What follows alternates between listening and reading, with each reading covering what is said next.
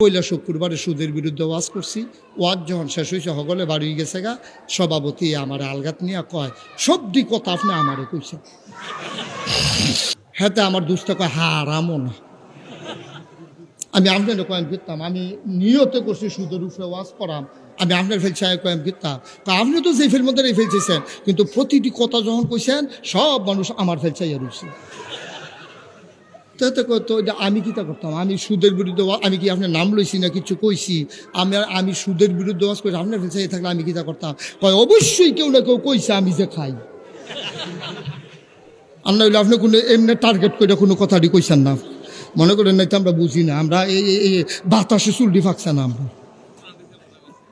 হ্যাঁ তো মুম্বইটা কিতা কর না কথা ধরে। তো হাতে সভাপতি যখন খুব রাগ হয়েছে, আমার দোস্ত আমার কইতেছে, দোস্ত আমি বুঝ জ্বালাইছি যে এই মসজিদে যদি এতদিন চাকরি করি, এতদিন সুদের বিরুদ্ধে আর ওয়াজ করন। সপ্তাহ শুরু করলাম ঘুষ। পরে শুক্রবারে কি একটা বাস্তব ঘটনা শুনে, আমার এক বন্ধু ছাত্র বয়সে আমি বক্তৃতা প্রতিযোগিতায় অংশগ্রহণ করতাম। যাক, নিজের কথা নিজে কোনোখানে কই নাই, এটাও দরকার নেই। খারাপ ছিলাম না, বক্তা হিসাবে ভালোই ছিলাম, এটা তো টের পাইতেছেন কেন? ওখানে তো টের পাইতেছেন। তো এই আমার লগে একটা ফটোতেও বক্তৃতায় ভালো আছে। তো হাতে এক মসজিদের ভিতরে চাকরি হয়েছে পরে তা 250 আলেমের ভিতরে ইন্টারভিউ দিয়া ফার্স্ট হয়েছে।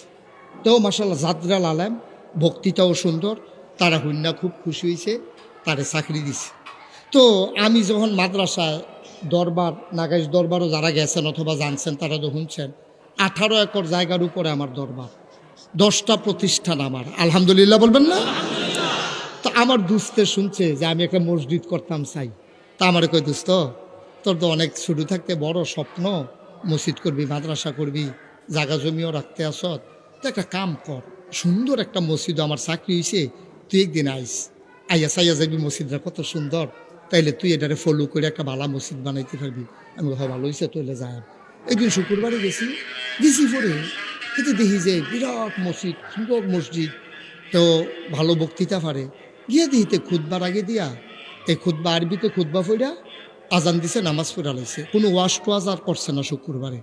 নামাজ শেষ হয়েছে পরে আমি ধরলাম কি ধারে, তুই দি মার্শাল্লাহ বক্তা হিসাবে তো ভালো আসলি, সুন্দর ওয়াজ করতে পারতি, সুন্দর বক্তৃতা দিতে পারতি, তুই তো বছরে 52টা শুক্রবার ফাঁস, প্রতিটা শুক্রবারে আধা ঘন্টা করে করলেও তো এলাকার মানুষটির কুতুর বদলাম যায়, তুই তো বিষয়ভিত্তিক সকল কুতুর ওয়াজ করতে পারতি, তো তুই এরকম ওয়াশ টোয়াজ ছেড়া দিয়ে তুই আরবিতে খুতবা দিয়া তুই বইয়া লাইলি, মানুষের কি উপকার হইল?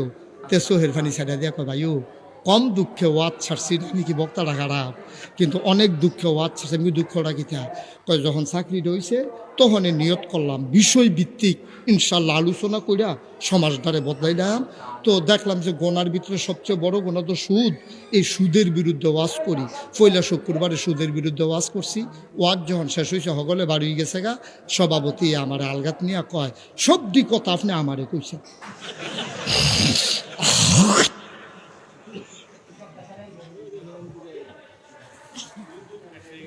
হ্যাঁ, আমার দুষ্টা কয় হারামও না। আমি আপনার কয়েন করতাম, আমি নিয়তে করছি সুদের উপরে ওয়াজ করাম, আমি আপনার ফেলছি কয়েন করতাম। তা আপনি তো যে ফেল মধ্যে ফেলছেন, কিন্তু প্রতিটি কথা যখন কইছেন সব মানুষ আমার ফেলছাইয়া রয়েছে। তো আমি কিতা করতাম, আমি সুদের বিরুদ্ধে, আমি কি আপনার নাম লইছি না কিছু কইছি? আমি সুদের বিরুদ্ধে ওয়াজ করি, আপনার ফেলছাই থাকলে আমি কিতা করতাম? কয় অবশ্যই কেউ না কেউ কইছে আমি যে খাই। আর না হইলে আপনি কোনো এমনি টার্গেট করে কোনো কথাটি কইছেন না, মনে করেন নাই তো আমরা বুঝি না, আমরা এই বাতাসে চুলটি ফাঁকছে না আমরা। হ্যাঁ তো মুম্বইটা কিতা কর না কথা ধরে। তো হাতে সভাপতি যখন খুব রাগ হয়েছে, আমার দোস্ত আমার কইতেছে, দোস্ত আমি বুঝ জ্বালাইছি যে এই মসজিদে যদি এতদিন চাকরি করি, এতদিন সুদের বিরুদ্ধে আর ওয়াজ করন। যদি চাকরি করতাম চাই আর কি, হালাই দিয়া রাখতে গেলে অন্য কথা। তো আমি কই, আর বিষয় নাই, কাল লেগে তো পরের সপ্তাহ শুরু করলাম ঘুষ।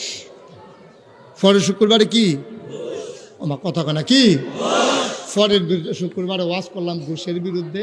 ওয়াজ টোয়াজ করে সারছি, পরে কেউ দেওয়ার বাচ্চা না। ওয়াজের শেষে সেক্রেটারি সাহেব আমারে ডাক দেন, এগুলো গেছি, পরে কইতেছে আমি যে পুলিশে চাকরি করতাম আপনি শুনছেন করতে। কয় আমি শুনাম করতে, কয় না হইলে আপনি ঘুষের বিরুদ্ধে ওয়াজ করেন, এটি মনে করেন আপনি টার্গেট করে করে কথাটি কইছেন। তখন ফয়রা বইছে ঘুষের বিরুদ্ধে ওয়াজ করানে, ফয়রা বইছে সেক্রেটারির উপরে, কয় পরের শুক্রবারে ওয়াজ করলাম মদের বিরুদ্ধে। কি আমার কথা কেনা কি এর বিরুদ্ধে? কেশিয়ার সাহেব আইয়া সেইটা কয় বেতন তারাতে নিয়ে, বেতন যারা কথায় কথা আপনার লোকে জিগেট দিছে তারাতে বেতন নিয়ে, আমার কাছে আর আইয়েন না। হ্যাঁ আমি না হইলে খাই আর কি, সব সময় খা। আপনি এই কথা মসজিদ করতেন গেছেন কীর্তন না না।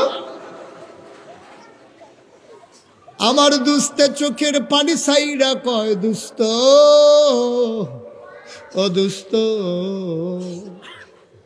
ওই সুদের বিরুদ্ধে ওয়াজ ছাড়লাম সভাপতির ভয়ে, ঘুষের বিরুদ্ধে ওয়াজ ছাড়লাম সেক্রেটারির ভয়ে, ও দুস্ত নেশার বিরুদ্ধে ওয়াজ ছাড়লাম কেশিয়ারের ভয়ে। এখন যেই ডে ওয়াজ করি দেখি তারা তারা মিল্লালায়, কেউ মাদানো ডাক দিয়ে আলগাত নিয়ে কথা কয়, কেউ বাজারও চোখ ফাঁক দিয়া চায়। আমি বুঝ জ্বালাইছি চাকরি বোধহয় এখনও করতাম পারতাম না, কিন্তু তারার লগে চুক্তি হয়েছে 5 বছরের ভিতরে যাইতামও পারতাম না।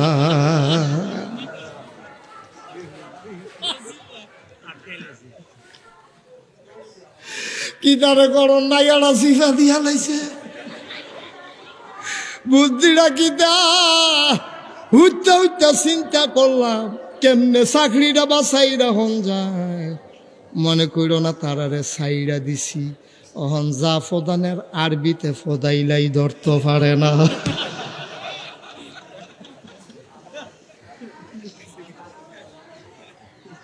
কথা সারাসারি নাই, যা ফদানের অহন আরবিতে ফদাইলাই সভাপতি যেই খুশি,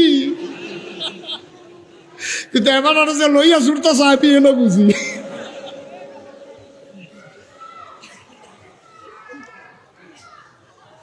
মুসলমান ও মুসলমান, তোমার আমার নবী ও আরিশ কয় সারে না তোমার? তুমি এত মর্যাদার কি চাও? কি চাও তুমি আর চাইতে মর্যাদা? কি করবা টাকা দিয়া? কি করবা ইমামতি দিয়া? কি করবা ফিরালি দিয়া? আরে বাংলাদেশে নিজের বিরুদ্ধে নিজে হন কোন লাগে, আমিও তো ফিরসা। নিয়ম হইল ফির সাহেবে মুড়িদ চালাইব, ওহন ফির সাহেবে মুড়িদ চালায় না, ওহন মুড়িদে ফির সাহেব চালায়, ঠিক কিনা কও? নিয়ম ছিল কুত্তায় লেঙ্গুর লাড়বো, ওহন লেঙ্গুরে কুত্তা লাড়ে।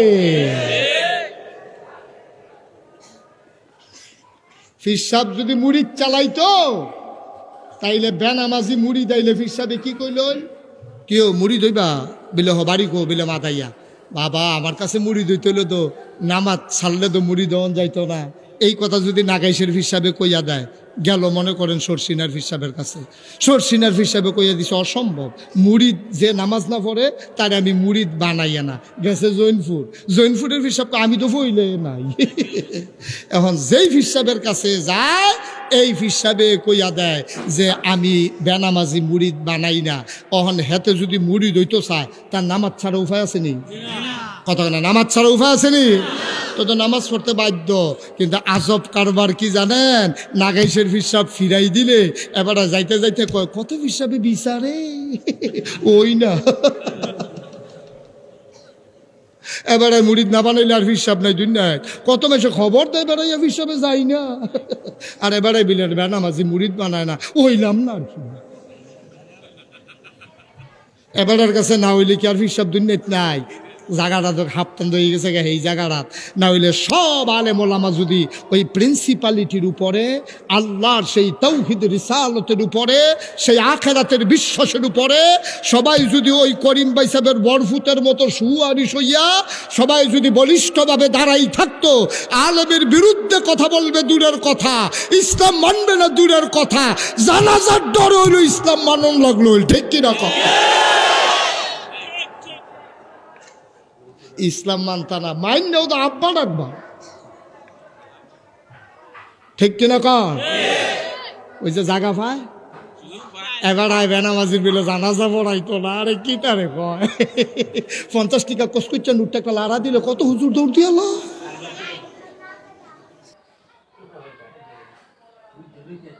দুই তুলা একটা নিয়ে মাছ নিতে দুই দুই তুলে আশি দুশো বড় লাগে ঘুরে বুঝছে না একটা না একটা দিল আর একটা ওই তো শূন্য না দিলে তার দাম থাকে না একটু একটু হয়ে গেছে